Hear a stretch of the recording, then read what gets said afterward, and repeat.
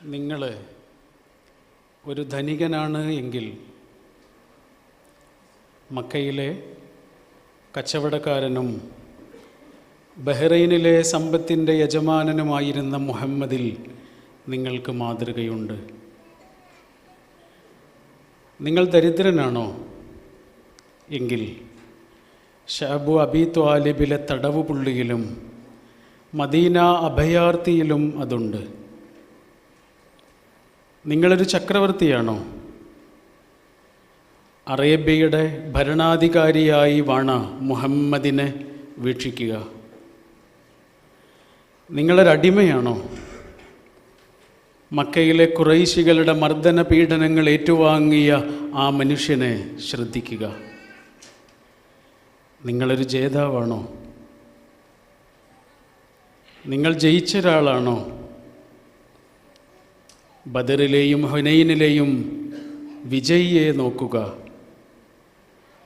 നിങ്ങൾക്കൊരിക്കൽ പരാജയം പിണഞ്ഞുവെങ്കിൽ ഉഹദിൽ പരാജയപ്പെട്ട ആ മനുഷ്യനിൽ നിന്ന് പാഠം പഠിക്കുക. നിങ്ങളൊരു അധ്യാപകനാണോ? സഫാ കുന്നിലെ ആ ഉപദേശിയിൽ നിന്ന് മാതൃക ഉൾക്കൊള്ളുക. അതല്ല, നിങ്ങളൊരു വിദ്യാർത്ഥിയാണോ? ജിബ്രീലിന് മുമ്പിൽ ഉപവിഷ്ടനായ ആ ശിഷ്യനെ അനുകരിക്കുക. നിങ്ങളൊരു പ്രഭാഷകനാണോ? മദീനയിലെ പള്ളിയിൽ പ്രഭാഷണം നടത്തുന്ന ആ ധർമ്മോപദേശിയിൽ നിന്ന് പാഠങ്ങൾ പഠിക്കുക. സ്വന്തം മർദ്ദകരോട് കാരുണ്യത്തിൻ്റെയും സത്യത്തിൻ്റെയും സുവിശേഷം പ്രസംഗിക്കുവാൻ വിധിക്കപ്പെട്ട ഒരാളാണോ നിങ്ങൾ എങ്കിൽ മക്കയിലെ ബഹുദൈവാരാധകർക്ക് ദൈവിക സന്ദേശം വിവരിച്ചു കൊടുക്കുന്ന ഏകനായ ആ പ്രഭാഷകനെ വീക്ഷിക്കുക. ശത്രുവിനെ മുട്ടുകുത്തിച്ചവനാണ് നിങ്ങളെങ്കിൽ മക്കയിലെ ആ ജേതാവിനെ കണ്ടു പഠിക്കുക. നിങ്ങൾക്ക് സ്വന്തം ഭൂസ്വത്തും തോട്ടങ്ങളും പരിപാലിക്കേണ്ടതുണ്ട് എങ്കിൽ ഖൈബറിലെയും ഫദഖിലെയും ബനുന്നദീറിലെയും തോട്ടങ്ങൾ എങ്ങനെ പരിപാലിക്കപ്പെട്ടു എന്ന് പഠിക്കുക. നിങ്ങളൊരു അനാഥനാണോ? നിങ്ങളൊരു അനാഥനാണോ? ഹലീമയുടെ കാരുണ്യത്തിലേക്ക് എത്തപ്പെട്ട, അയക്കപ്പെട്ട ആ പാവം കുട്ടിയുടെ ചരിത്രം പഠിക്കുക. നിങ്ങളൊരു യുവാവാണോ? മക്കയിലെ ആ ഇടയ ബാലനെ നിരീക്ഷിക്കുക. നിങ്ങൾ വ്യാപാര യാത്രികനാണ് എങ്കിൽ ബസ്രയിലേക്ക് പോകുന്ന സാർത്ഥവാഹക സംഘത്തിൻ്റെ നായകൻ്റെ നേരെയൊന്ന് കണ്ണയക്കുക. നിങ്ങളൊരു ന്യായാധിപനോ മധ്യസ്ഥനോ ആണ് എങ്കിൽ പ്രഭാതം പൊട്ടിവിടരും മുമ്പേ വിശുദ്ധ കഅബയിലെത്തി ഹജറുൽ അസ്വദ് യഥാസ്ഥാനത്ത് പൊക്കിവെക്കുന്ന ആ മധ്യസ്ഥനെ നോക്കുക. അല്ല, ധനവാനെയും ദരിദ്രനെയും തുല്യമായി വീക്ഷിക്കുന്ന ആ ന്യായാധിപനെ. നിങ്ങളൊരു ഭർത്താവാണോ?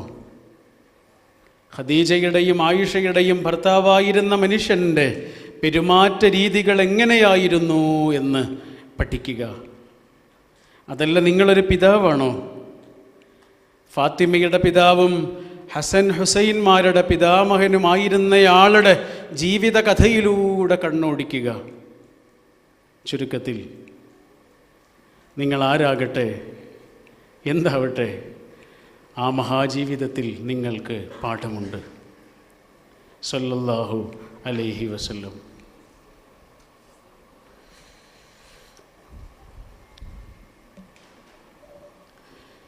ഹബീബായ റസൂൽ സല്ലല്ലാഹു അലൈഹി വസല്ലം മനുഷ്യനെ തൊട്ടറിഞ്ഞത് സങ്കടങ്ങളിലൂടെയായിരുന്നു, ദുഃഖങ്ങളിലൂടെയായിരുന്നു. ഒരു മനുഷ്യന് ജീവിതത്തിൻ്റെ ആഴത്തെ തൊടാൻ കഴിയുന്നത് സന്തോഷങ്ങളിലൂടെയല്ല, സങ്കടങ്ങളിലൂടെയാണ്. ഒരു മനുഷ്യന് താങ്ങാൻ കഴിയുന്നതിലേറെ വലിയ സങ്കടങ്ങളിലൂടെ കടന്നുപോയൊരു ജീവിതത്തിൻ്റെ പേരായിരുന്നു താങ്ങാൻ കഴിയുന്നതിലേറെ, നമുക്ക് സങ്കല്പിക്കാൻ കഴിയുന്നതിലേറെ. നിങ്ങൾ നിങ്ങളുടെ വാപ്പയെ കണ്ടിട്ടുണ്ടോ? ഒരു ചിത്രമെങ്കിലും കണ്ടിട്ടുണ്ടോ? അങ്ങനെ ഒരു തണലോ തലോടലോ കിട്ടാത്തൊരു മനുഷ്യനായിരുന്നു. ആ സ്നേഹത്തിൻ്റെ ചൂടും ചൂരും എന്താണ് എന്നറിയാത്ത മനുഷ്യനായിരുന്നു. കുടുംബത്തിലുള്ള ആളുകളൊക്കെ പറഞ്ഞിട്ടുണ്ടാവും, ഇന്ന ആളെപ്പോലെയായിരുന്നു, അയാളെപ്പോലെയായിരുന്നു ചിരിക്കുക, അയാളുടെ കണ്ണായിരുന്നു നിൻ്റെ വാപ്പയ്ക്ക്, അയാൾ നടക്കുമ്പോഴായിരുന്നു നടന്നിരുന്നത് എന്നൊക്കെ ആരൊക്കെയോ പറഞ്ഞ് ആരിൽ നിന്നെങ്കിലുമൊക്കെ കേട്ട് ആ കുട്ടിയുടെ മനസ്സിൽ വാപ്പയെക്കുറിച്ചൊരു ചിത്രം ഇങ്ങനെ രൂപപ്പെട്ടുന്നുണ്ടാവും. പിന്നെ ആകെ ഉള്ളത് ഉമ്മയാണ്. ആ ഉമ്മയും പോയി. വാപ്പയുടെ ഖബറ് കാണാൻ വേണ്ടിയിട്ട് ഉമ്മ മോനെയും കൊണ്ട് പോയതായിരുന്നു. ഖബറ് കണ്ട് തിരിച്ചു വരുമ്പോൾ മരുഭൂമിയിൽ വെച്ച് നല്ല പനി ബാധിച്ചിരുന്ന ആ ഉമ്മ ആ മകൻ്റെ കൺമുന്നിൽ വെച്ച് മരിച്ചുപോയി, വഫാത്തായിപ്പോയി. അന്ന് ആ ഉമ്മയ്ക്ക് 22 വയസ്സാണ്. 22 വയസ്സ്. വാപ്പയെ കാണാത്തൊരു കുട്ടി, കണ്ണുകൊണ്ട് വാപ്പയെ കണ്ടിട്ടില്ലാത്ത ഒരു കുട്ടി, കൺമുന്നിൽ ഉമ്മ പിടഞ്ഞു മരിക്കുന്നത് കാണേണ്ടി വന്ന ഒരു കുട്ടി, സങ്കടമൊന്ന് പറഞ്ഞ് കെട്ടിപ്പിടിച്ച് കരയാൻ ഒരിക്കാക്കയോ ഇത്താത്തയോ ഇല്ലാത്ത ഒരു കുട്ടി, ഉടപ്പിറപ്പില്ലാത്ത ഒരു കുട്ടി, സ്വന്തമായൊരു വീടില്ലാത്തൊരു കുട്ടി, മറ്റുള്ളവരുടെ കരുണ കിട്ടിയിട്ട് അവരുടെ കരുണയിലൂടെ ജീവിക്കേണ്ടി വന്നൊരു കുട്ടി,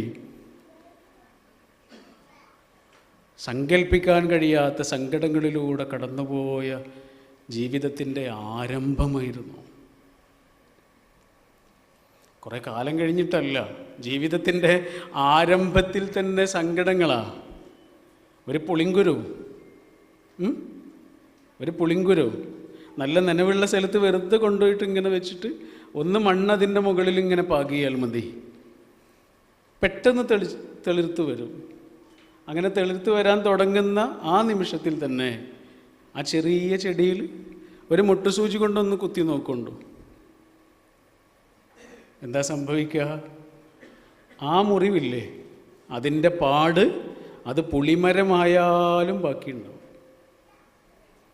60ാമത്തെ വയസ്സിലും ഉമ്മയുടെ ഖബറിനരികിൽ നിന്ന് കരയുന്ന, ജീവിതത്തിലെല്ലാം നേടിയൊരു മനുഷ്യൻ. 60ാമത്തെ വയസ്സായപ്പോഴേക്ക് ജീവിതത്തിൽ നേടാവുന്നതൊക്കെ നേടിക്കഴിഞ്ഞിരുന്നു. ലോകത്തിന് മുഴുവനും അനുഗ്രഹമായി മാറിയിരുന്നു. എന്നിട്ടും ഉമ്മയുടെ ഖബറിനരികിൽ നിന്നിട്ടിങ്ങനെ കരഞ്ഞുപോയി ആ പഴയ കുട്ടി.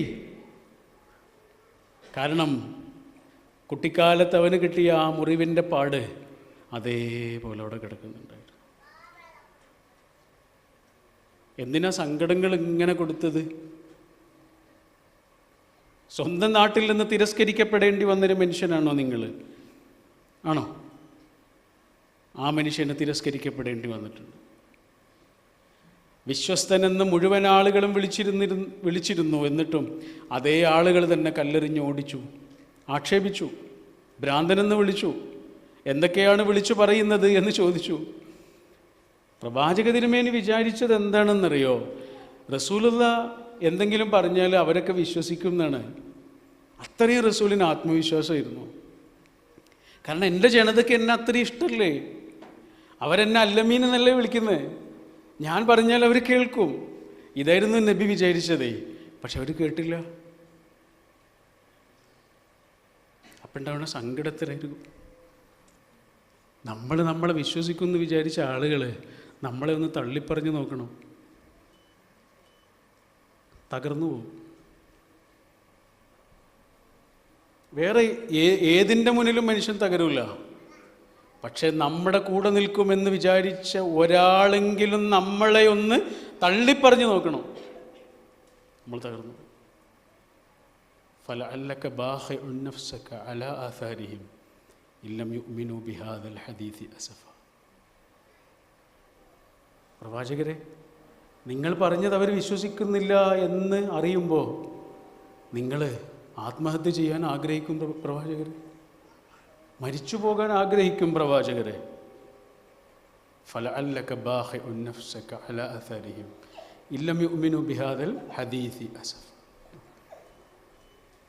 തകർന്നു പോകും, തിരസ്കരിക്കപ്പെട്ടു, അനാഥത്വത്തിൻ്റെ പൊരിവെയിലൂടെ നടന്നു പോകേണ്ടി വന്നു, പ്രതിസന്ധികളുടെയും ദുഃഖങ്ങളുടെയും പെരുമഴയിൽ നനഞ്ഞു നിൽക്കേണ്ടി വന്നു. എന്തിനാ ദുഃഖങ്ങൾ കൊടുത്തത്? എന്തിനാ ദുഃഖങ്ങൾ? ജീവിതത്തിൻ്റെ ആഴം തൊട്ടറിയാനാ, മനുഷ്യനെ മനസ്സിലാവാനാണ്. നമ്മുടെ മുമ്പിൽ നിൽക്കുന്നൊരു മനുഷ്യനെ നമുക്ക് മനസ്സിലാകണമെന്നുണ്ടെങ്കിൽ ദുഃഖങ്ങൾ എന്താണ് എന്ന് നമുക്ക് മനസ്സിലാവണം. പിടഞ്ഞ നിമിഷങ്ങൾ നമുക്കുണ്ടാവണം, അല്ലെങ്കിൽ നമുക്കത് മനസ്സിലാവില്ല. അതിനാ ഹബീബായ റസൂൽ സല്ലല്ലാഹു അലൈഹി വസല്ലമയ്ക്ക് സങ്കടങ്ങളിലൂടെ ഇങ്ങനെ വളർത്തിക്കൊണ്ടുവന്നത്. അങ്ങനെ ആ റസൂലിന് മനുഷ്യനെ മനസ്സിലായത്.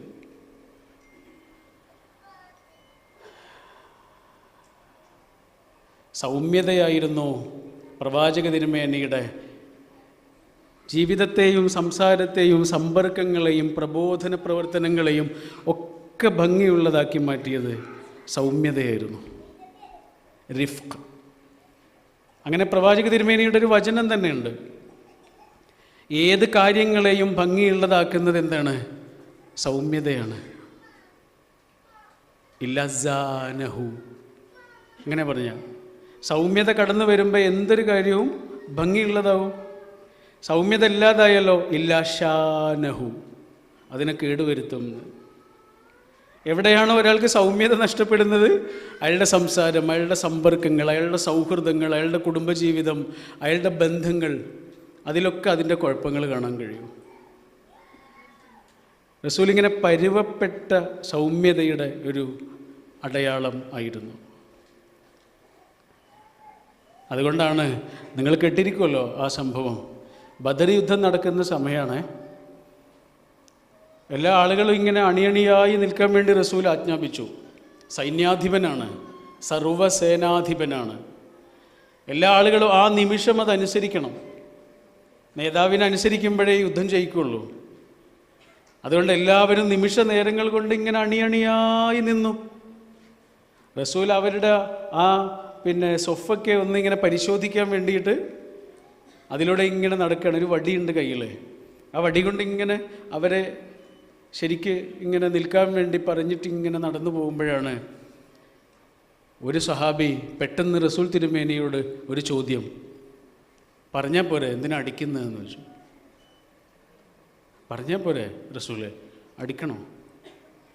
ഞാൻ അടിച്ചിട്ടില്ലല്ലോ. അടിച്ചു, എനിക്ക് വേദനിച്ചു.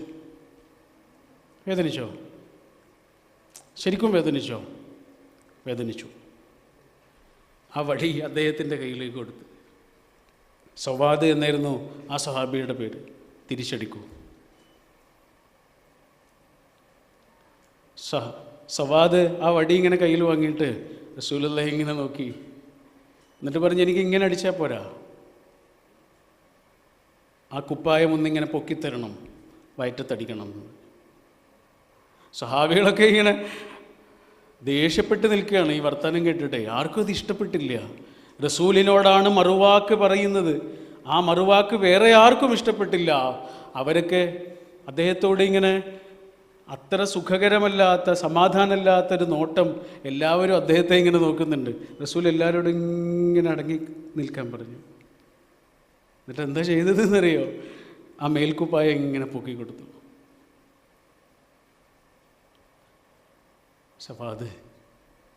സവാദ് റളിയല്ലാഹു അൻഹു കെട്ടിപ്പിടിച്ചിട്ട് ഉമ്മ വെച്ചു. എന്നിട്ട് പറഞ്ഞു, എൻ്റെ റസൂലെ, ഇതിനു വേണ്ടിയിട്ടായിരുന്നു, എന്നോട് ക്ഷമിക്കണം. ഇനി ഇതിനൊരവസരം കിട്ടുമെന്ന് എനിക്കറിയില്ല, യുദ്ധമാണ്. പക്ഷേ എനിക്കെൻ്റെ ജീവനെ ഒന്ന് ഉമ്മ വെക്കണം. ആ വടി തിരിച്ചു കൊടുത്ത പ്രവാചകരെ ഒരു നിമിഷം ഒന്ന് ആലോചിച്ച് നോക്കൂ. ഇന്ന റിഫ്ഖ, സൗമ്യത എല്ലാത്തിനെയും ഭംഗിയുള്ളതാക്കുന്നു. അതെപ്പോഴാണ് നഷ്ടപ്പെടുന്നത്? എല്ലാം ഭംഗിയുള്ളതല്ലാതാവുകയും ചെയ്യുന്നു.